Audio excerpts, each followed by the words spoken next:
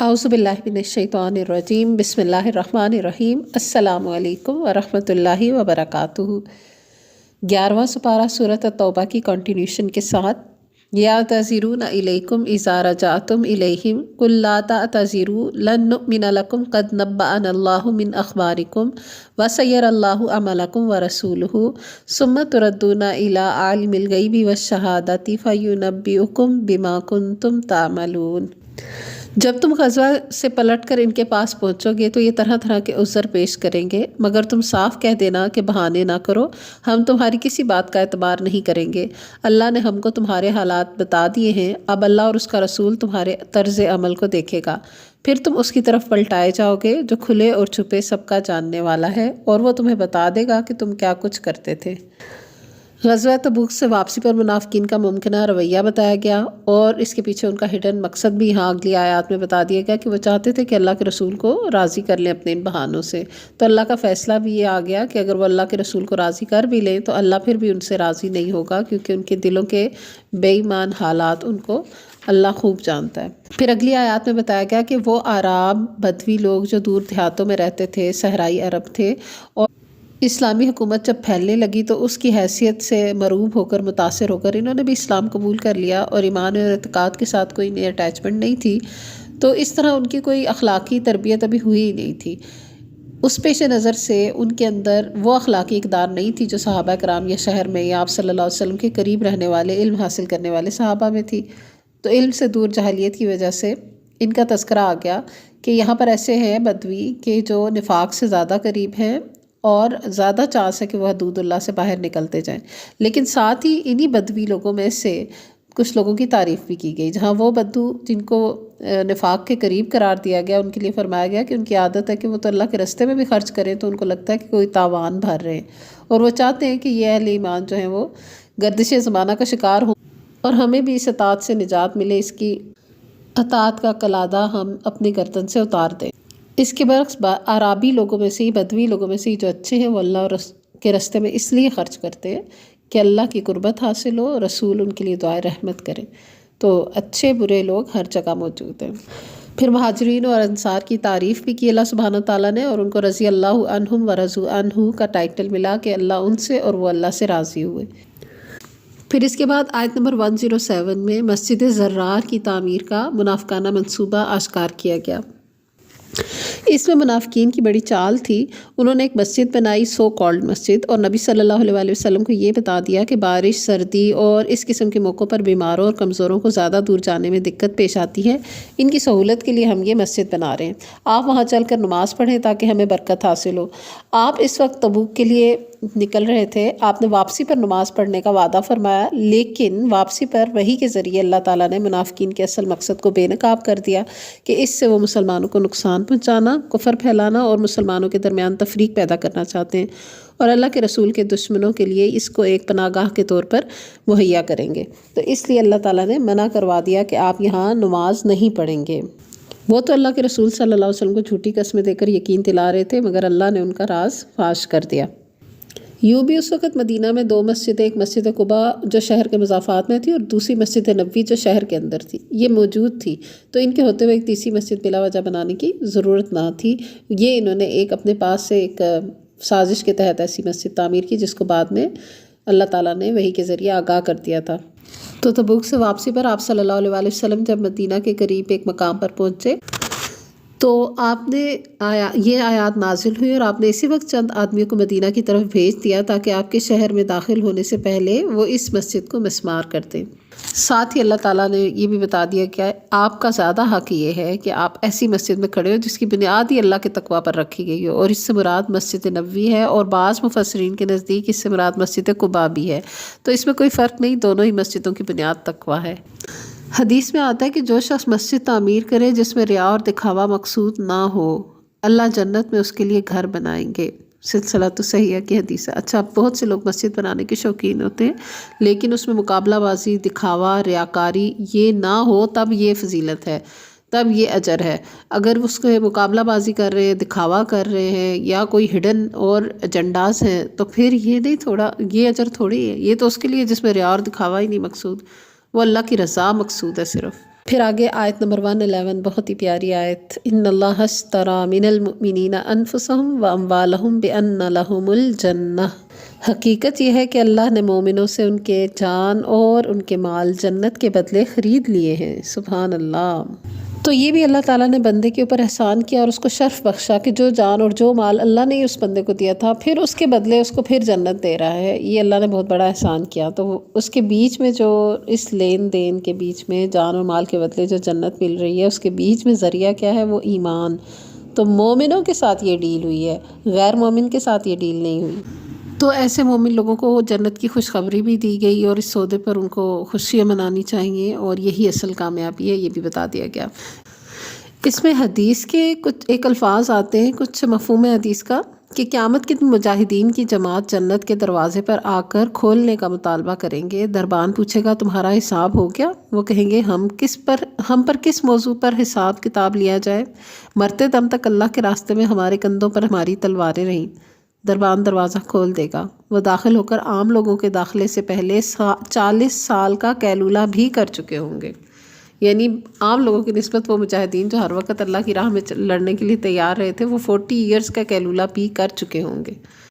اور یہ جو لوگ جن سے اللہ تعالیٰ نے ان کے جان اور مال جنت کے بدلے خریدے ہیں، یہ مومن، ان کی کچھ صفات بھی یہاں پہ بتائی گئی ہیں اگلی آیات میں، تو وہ بھی ہم دیکھ لیتے ہیں اور ساتھ ساتھ اپنا جائزہ لیتے رہیں کہ ہمارے اندر وہ کتنی ہیں۔ التائبون، توبہ کرنے والے، العابدون، عبادت گزار، الحامدون، اللہ کا شکر ادا کرنے والے، اللہ کی حمد بیان کرنے والے، السائحون، یعنی اللہ کی خاطر زمین میں گردش کرنے والے، الراکعون، رکوع کرنے والے، سجدہ کرنے والے، امر بالمعروف کرنے والے، نہی عن المنکر کرنے والے، اور اللہ کی حدود کی حفاظت کرنے والے۔ تو ایسے سب نیک لوگوں کو، ایسے سب مومنوں کو اللہ کی طرف سے بشارت ہے، خوشخبری ہے۔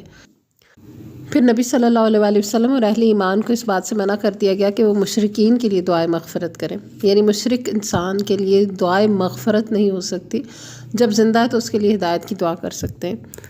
پھر جنگ تبوکی کا ذکر، اور ساتھ وہ 3 صحابہ کی بات آ گئی جو کہ پیچھے رہ گئے تھے، لیکن ان کے دل میں نفاق کی کوئی رمق نہیں تھی، تو ان کا واقعہ جو ہے وہ پورا تفصیل کے ساتھ ان آیات کے تفسیر میں آتا ہے۔ یہ صحابہ کعب بن مالک، بلال بن امیہ اور مرارہ بن ربیع تھے، اور ان کی اس پورے واقعے کو تو ابھی ہم تفصیل سے نہیں دیکھ رہے، لیکن اس سارے واقعے سے سمجھ یہ آتا ہے کہ جو اخلاص ہوتا ہے، اخلاص نیت، سچائی، ایمان، یہ بہرحال اپنا اثر دکھاتا ہے۔ ان سے وہ جہاد سے پیچھے رہ گئے تھے اور انہوں نے اس کے اوپر منافقین کی طرح کوئی بہانہ بازی نہیں گھڑی، تو اللہ تعالیٰ نے بھی بالآخر ان کی توبہ قبول کر لی تھی اور ان کے لیے بخشش آ گئی تھی۔ یہ بھی پتہ چلتا ہے کہ جو صاحب ایمان شخص ہوتا ہے نا، اس کے لیے دنیاوی مقاصد اہمیت نہیں رکھتے، اس کے لیے سب سے بڑی اہم چیز اللہ کی رضامندی ہوتی ہے۔ تو سب چیزیں ان کو بھول گئی، انہیں صرف اللہ کی رضا کی تلاش تھی، اور بہرحال اللہ تعالیٰ ان سے راضی ہوا۔ آیت نمبر 122 میں یہ بھی بتا دیا گیا کہ ہر جہاد ہی غزوہ تبوک کی طرح اس نوعیت کا نہیں ہوتا کہ اس میں سب ہی مسلمانوں کو شریک ہونا فرض ہو جائے۔ تو کچھ جہاد میں سب کا جانا فرض نہیں بھی ہے، اور باقی ایک گروہ اگر جہاد لڑ رہا ہے تو ایک گروہ کو چاہیے کہ وہ دین کی سمجھ بوجھ حاصل کرے اور دوسروں کو سکھائیں۔ تو یعنی ایوری اسپیکٹ آف لائف جو دین کور کرتا ہے نا، اس سب میں تمام مومنوں کو اپنا اپنا پارٹ پلے کرنا چاہیے۔ پھر سورۃ التوبہ کی آخری آیت میں فرما دیا، لَقَدْ جَاءَكُمْ رَسُولٌ مِّنْ أَنفُسِكُمْ عَزِيزٌ عَلَيْهِ مَا عَنِتُّمْ حَرِيصٌ عَلَيْكُمْ بِالْمُؤْمِنِينَ رَءُوفٌ رَحِيمٌ فَإِن تَوَلَّوْا فَقُلْ حَسْبِيَ اللَّهُ لَا إِلَٰهَ إِلَّا هُوَ عَلَيْهِ تَوَكَّلْتُ وَهُوَ رَبُّ الْعَرْشِ الْعَظِيمِ۔ دیکھو تم لوگوں کے پاس ایک رسول آیا ہے جو خود تم ہی میں سے ہے، تمہارا نقصان میں پڑنا اس پر شاق ہے، تمہاری فلاح کا وہ حریص ہے، ایمان لانے والوں کے لیے وہ شفیق اور رحیم ہے۔ اب اگر یہ لوگ تم سے منہ پھیرتے ہیں تو اے نبی صلی اللہ علیہ وآلہ وسلم ان سے کہہ دو کہ میرے لیے اللہ بس کرتا ہے، یعنی میرے لیے اللہ کافی ہے، کوئی معبود نہیں مگر وہی، اسی پر میں نے بھروسہ کیا، اور وہ مالک ہے عرش عظیم کا۔ سورہ یونس، بسم اللہ الرحمن الرحیم، الف لام را تلک آیات الکتاب الحکیم۔ الف لام را حروف مقطعات، یہ اس کتاب کی آیات ہیں جو حکمت اور دانش سے لبریز ہے۔ شروع میں مشرکین مکہ اور کافروں کا یہ ایک عام طرز عمل بتا دیا کہ وہ نبی صلی اللہ علیہ وآلہ وسلم کے اوپر وحی نازل ہونے پر اس لیے حیران تھے کہ ایک انسان کے اوپر وحی آ گئی ہے، اور اس کو جادو سے تشبیہ دینے لگتے تھے۔ تو پھر ساتھ ہی اللہ تعالیٰ کی قدرت کاملہ بتائے گی کہ کس طرح اللہ نے 6 دنوں میں آسمان اور زمین کو پیدا کیا اور کس طرح کائنات کے نظام کو ترتیب دیا، اور اللہ ہی رب ہے، تو اس میں غور و فکر کیوں نہیں کرتے، ہوش کے ناخن کیوں نہیں لیتے۔ تو آگے بھی اللہ تعالیٰ کی آیات یعنی اللہ تعالیٰ کی نشانیاں، جو کائنات کی آیات ہیں نا، ایک آیات قرآنی ہیں اور ایک آیات کائنات کی ہیں جس میں کائنات کی نشانیوں کا ذکر ہے، تو یہاں پہ بہت سی کائنات کی نشانیوں کا اور اللہ کی قدرت کاملہ کا تذکرہ آتا ہے، جیسے کہ سورج چاند ستاروں کا بننا اور ان کی منازل اور ان کی گھٹنا بڑھنا اور ان کا چلنا، یہ سب کچھ اللہ کی تخلیق ہے اور کتنی ایکوریٹ ہے۔ پھر رات اور دن کا آنا جانا، آسمان اور زمین کا، یہ سب چیزیں عقل مند لوگوں کے لیے، متقین کے لیے، علم رکھنے والوں کے لیے ان سب میں نشانیاں ہیں۔ لیکن جو لوگ دنیا کی زندگی پہ مطمئن ہو کے بیٹھے ہوئے ہیں اور ان کو اللہ سے کوئی رجوع نہیں کرنا، اس کی ملاقات کا کوئی یقین نہیں ہے، اسی دنیا پہ مطمئن ہے، وہ اتنا ٹائم نہیں رکھتے کہ ان آیات پر غور کر کے کچھ غفلت سے باہر نکلیں۔ انہیں اسی وقت عقل آئے گی جب ان کے سامنے سے یہ پردہ ہٹ جائے گا۔ لیکن جو اہل ایمان ہیں وہ ایسا نہیں کرتے، اللہ تعالیٰ ان کو راہ بھی دکھاتا ہے ان کے ایمان کی وجہ سے۔ تو یہ ایمان کی وجہ سے اللہ راہ دکھاتا ہے، یہدیہم ربہم بایمانہم، تو ایمان بہت امپورٹنٹ چیز ہے۔ اور ساتھ ہی ان کی بارے میں یہ بھی آیت نمبر 10 میں بتا دیا اہل ایمان کی نشانی، دعواہم فیہا سبحانک اللہم وتحیتہم فیہا سلام وآخر دعواہم ان الحمد للہ رب العالمین، یعنی اہل ایمان جب جنتوں میں جائیں گے نا تو وہاں بھی ان کی یہ صدا ہوگی کہ پاک ہے تو اے اللہ، ان کی دعا یہ ہوگی کہ سلامتی ہو، اور ان کی ہر بات کا اختتام اس پر ہوگا کہ ساری تعریف اللہ رب العالمین ہی کے لیے ہے۔ تو یہ آیت نمبر 10 جو ہے نا، یہ وہ آیت ہے جس کو ہم ہر لیسن وغیرہ کے بعد یا مبلغین اور مفسرین جو ہوتے ہیں نا اپنی بات کے اختتام پر وآخر دعوانا ان الحمد للہ رب العالمین کہتے ہیں کہ ہماری آخری پکار تو یہی ہے کہ الحمد للہ رب العالمین۔ تو وہ یہیں سے نکلی ہوئی ہے بات کہ یہ دیکھیں، دعواہم فیہا سبحانک اللہم، جنت میں ان کی پکار یہ ہوگی کہ اللہ تو پاک ہے، وتحیتہم فیہا سلام، اور وہ آپس میں سلام کے ذریعے گریٹ کریں گے ایک دوسرے کو، وآخر دعواہم، اور ان کی آخری پکار، لاسٹ ورڈز ان کے یہ ہوا کریں گے ان الحمد للہ رب العالمین، کہ تعریف ساری اللہ رب العالمین کے لیے۔ تو اب ان دونوں باتوں کو سمجھا آپ نے کہ یہ یہاں پر بھی ہم اس لیے ایسے کرتے ہیں اور وہاں پہ بھی اہل ایمان جا کے کریں گے، تو یہ بھی اس سے پتہ چلا کہ اہل ایمان جنتوں میں بیٹھ کے جو کچھ کریں گے نا تو یہاں سے اس کا کچھ اثر لے کے گئے ہوں گے۔ ایسا نہیں ہے کہ یہاں پہ کوئی شخص کافر ہے، بدکار ہے، بد زبان ہے، بد کلام ہے، کچھ بھی غلط کرتا ہے، تو وہاں اچانک وہ مرنے کے بعد جنت میں پہنچ جائے گا اور اس کے بعد اس کے اخلاق عالیہ ہو جائیں گے، ایسا نہیں ہوگا۔ یہاں کچھ اپنے آپ کو درست کرے گا تو وہاں پر ان درست حالات کے ساتھ پہنچے گا، وہاں کے قابل بنے گا۔ پھر کچھ انسانی رویے بتایا گیا آیت نمبر 12 میں کہ جب تکلیف پہنچتی ہے بندے کو تو اٹھتے بیٹھتے لیٹتے اللہ کو زاری سے پکارتا ہے، تضرع سے پکارتا ہے، جھک جھک کے، رو رو کے۔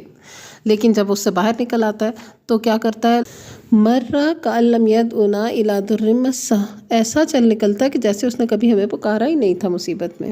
تو یہ حد سے نکلنے والے لوگوں کی بات ہے، اہل ایمان کا یہ رویہ نہیں ہوتا، ٹھیک ہے۔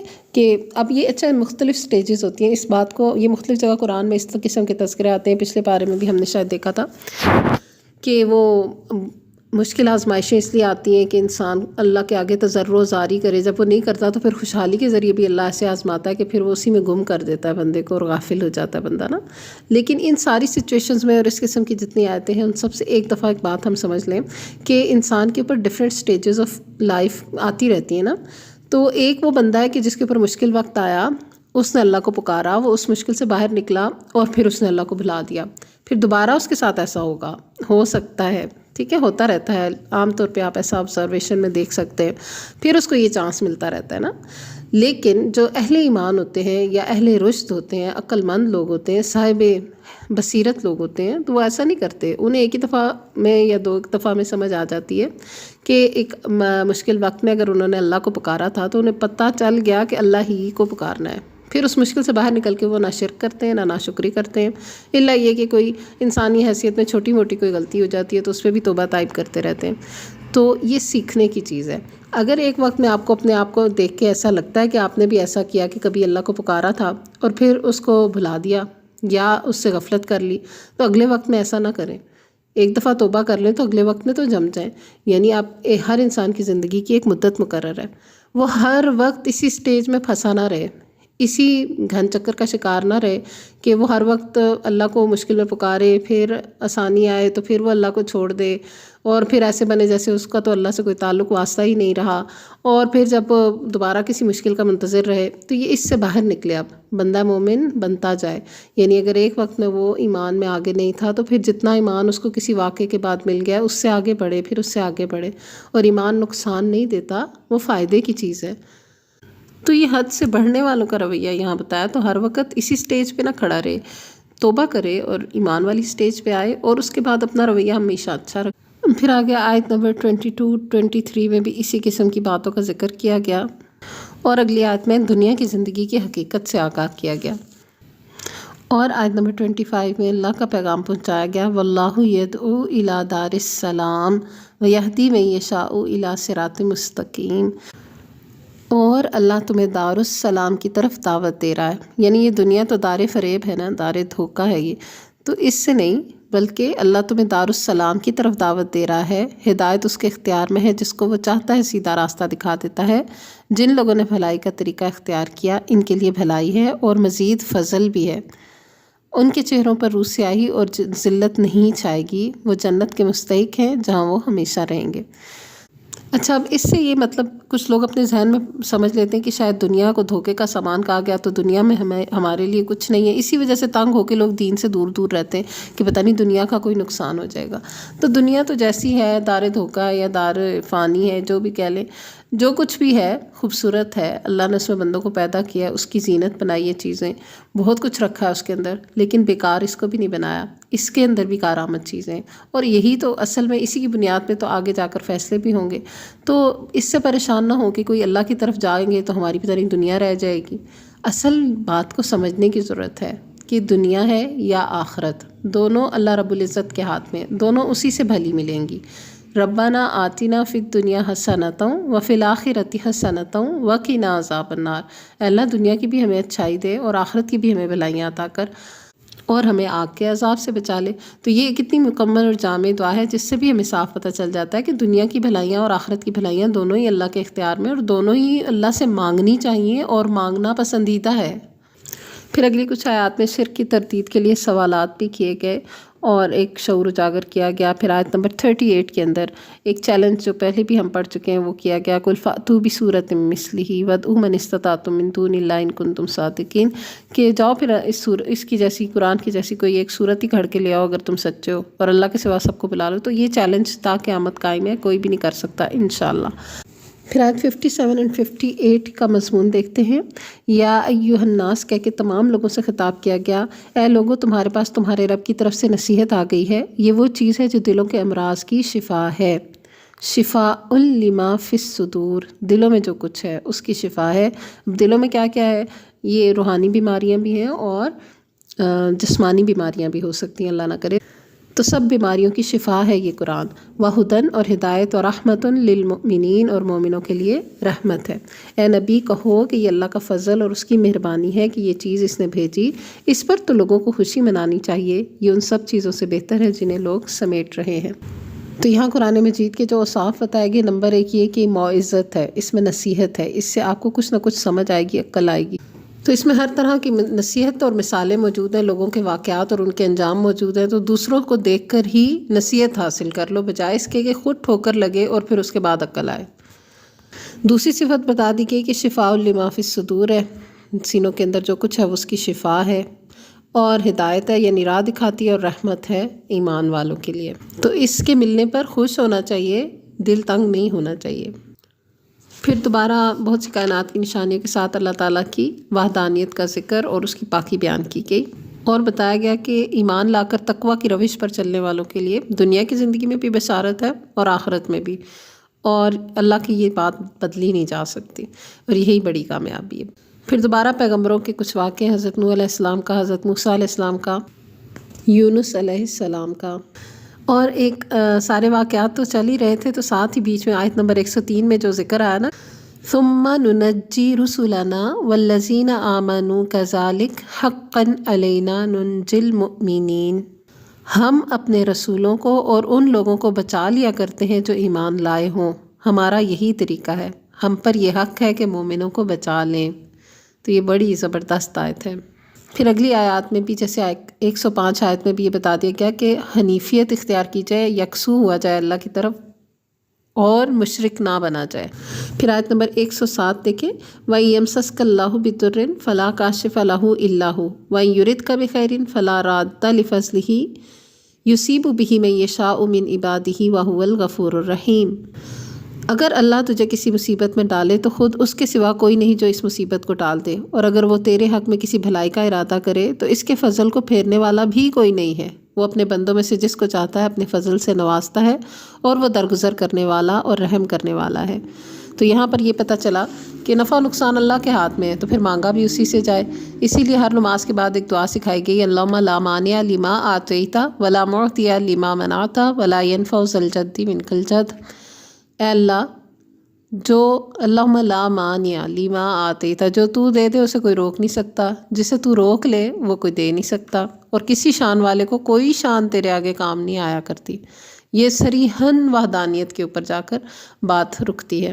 اور اس آیت میں ہی جو فضل کا ذکر آیا نا کہ جس کو چاہتا ہے اپنے فضل سے دیتا ہے، تو جب بھی قرآن میں ایسا ذکر آیا کہ اللہ جس کو چاہتا ہے اپنا فضل دیتا ہے، تو اس وقت اہل ایمان کو اپنے لیے فضل مانگنا چاہیے۔ اللہم انی اسألک من فضلک، اے اللہ میں بھی آپ کے فضل میں سے سوال کرتی ہوں، آمین۔ اس کے بعد آخری 2 آیات ہیں جن میں تمام انسانیت کو مخاطب کیا گیا۔ قل یا ایھا الناس، اے محمد صلی اللہ علیہ وسلم کہہ دو کہ اے سب لوگو، قد جاءکم الحق من ربکم فمن اہتدی فانما یہتدی لنفسہ ومن ضل فانما یضل علیہا وما انا علیکم بوکیل۔ تمہارے پاس تمہارے رب کی طرف سے حق آ گیا، اب جو سیدھی راہ اختیار کرے اس کی ہدایت اسی کے لیے فائدہ مند ہے، اور جو گمراہ ہو اسی گمراہی اسی کے لیے تباہ کن ہے۔ مطلب جو اچھے راستے پہ چلے گا اس کا فائدہ اسی کے لیے، اور جو برائی کرے گا اس کا نقصان اس کو خود ہی ہے۔ وما انا علیکم بوکیل، اور میں کوئی تمہارے اوپر حوالہ دار نہیں ہوں۔ واتبع ما یوحی الیک واصبر حتی یحکم اللہ وہو خیر الحاکمین۔